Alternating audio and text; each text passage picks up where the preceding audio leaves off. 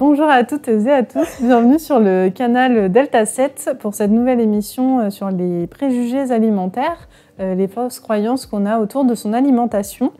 Donc pour cette nouvelle vidéo, on vous pose des questions, on vous laisse le temps d'y répondre et ensuite avec notre diététicienne nutritionniste Marine, nous allons vous expliquer si c'est vrai ou faux et vous donner plus d'informations.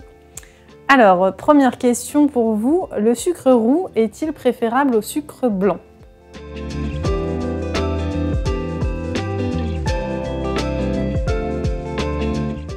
La réponse est vrai et faux. Le sucre roux a un apport nutritionnel supérieur au sucre blanc puisqu'il contient du magnésium, du phosphore, mais rapporté à une ration journalière, cela n'apporte aucun intérêt et c'est négligeable. Ok. Donc finalement, peu importe le sucre qu'on consomme, c'est la même chose. Okay. Est-ce qu'au niveau du goût, il y a une différence par contre? Il peut y en avoir. Après, ça dépend du type de sucre roux qu'on consomme. Il y en a des plus ou moins complets, donc ça dépend vraiment. Ok, très bien. Alors, deuxième question. Le miel étant un sucre naturel, est-ce que je peux en manger autant que je veux?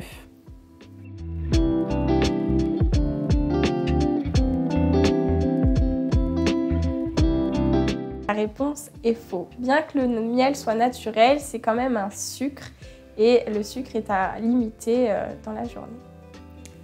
Ok, alors troisième question. Est-ce que manger de l'huile d'olive est meilleur pour la santé?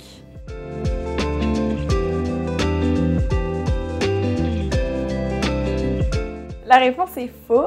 Il est important de consommer de l'huile d'olive, mais il est nécessaire de consommer d'autres huiles qui permettent d'apporter d'autres lipides, d'autres oméga, donc des oméga 3, 6 et 9. Mais l'huile d'olive apporte quand même un apport en oméga 9. Ok. Alors, fausse croyance numéro 4, ou pas, est-ce qu'il vaut mieux manger plus gras le midi que le soir?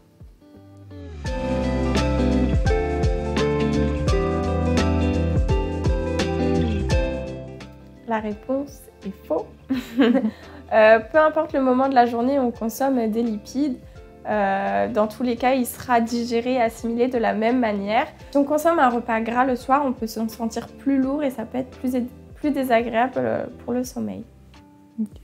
En fait, tout est une question de digestion finalement, du temps de digestion. C'est ça, exactement, du temps de digestion. Si vous consommez votre repas gras à 19 h et que vous allez vous coucher à 23 h, cela n'a pas vraiment d'impact. Par contre, si vous consommez votre repas à 20 h 30 et que vous allez vous coucher à 21 h, vous allez peut-être vous sentir un peu ballonné et lourd. Ok, merci Marine. Cinquième question, est-ce que les boissons végétales, donc tout ce qui est lait de soja, lait d'amande, lait d'avoine, lait de riz, peuvent remplacer le lait de vache?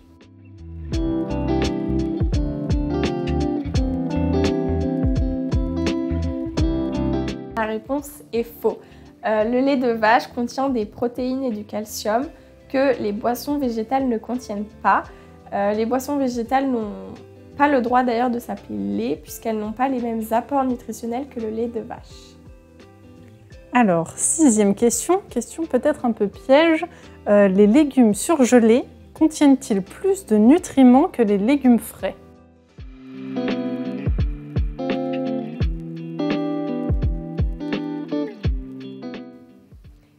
C'est vrai.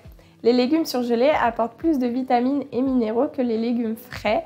En effet, les légumes surgelés sont cueillis à maturité et directement suivis du processus de congélation. De ce fait, les vitamines et minéraux sont gardés, alors que lorsqu'on consomme des légumes qui proviennent du supermarché, il y a un certain temps entre le moment où les légumes sont cueillis et le moment où on consomme les légumes. Et au fur et à mesure du temps, les vitamines et minéraux disparaissent du produit. Ok. Donc à choisir, si on achète frais chez son maraîcher, c'est meilleur, ça a plus de minéraux et vitamines. Sinon, si on n'a pas le temps ou qu'on n'a pas envie d'aller faire des courses, on peut se rabattre sur les surgelés qui sont tout aussi bons finalement pour la santé. Exactement, c'est une très bonne alternative aux légumes frais. D'accord. Et du coup, pour tout ce qui concerne les légumes en conserve, est-ce qu'il faut faire plus attention? Les légumes en conserve, il y a souvent du sel ajouté, voire du sucre, ça dépend des marques.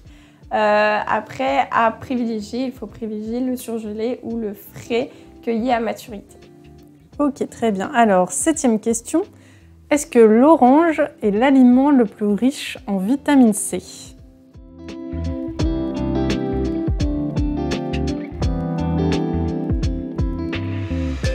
Faux. L'orange contient de la vitamine C, mais c'est le poivron jaune qui contient le plus de vitamine C. Et, quels sont les fruits et légumes à consommer de préférence du coup? Quels sont ceux qui, même si le poivron jaune est celui qui en a le plus, quels sont ceux qu'on peut consommer et qui en contiennent quand même une quantité importante? Il y a également la carotte qui contient de la vitamine C. Après, il est important de ne pas se focaliser juste sur la vitamine C et de consommer toutes les vitamines et tous les minéraux en consommant un peu de tout et en variant son alimentation. Dernière question pour nos internautes. Les féculents font-ils grossir? Et du coup, est-ce qu'ils sont à éviter?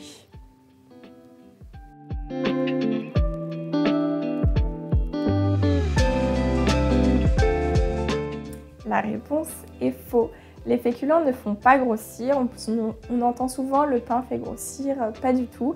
Ça dépend de la quantité qu'on consomme, comme tous les autres aliments en fait. Si on en consomme en quantité adaptée à notre corps, cela ne nous fera pas grossir, mais c'est également le cas pour tous les autres aliments. Bien Marine, merci beaucoup de nous avoir accompagnés sur cette nouvelle émission. On se retrouve prochainement pour les recettes que vous allez nous proposer dans les prochaines émissions.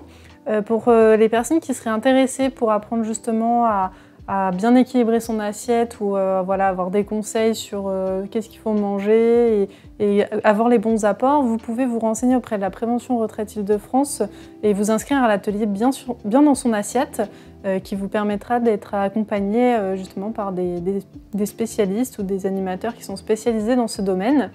Si vous avez des questions, vous pouvez envoyer un mail à formation.tablette@delta7.org et on se retrouve très prochainement sur le canal Delta 7.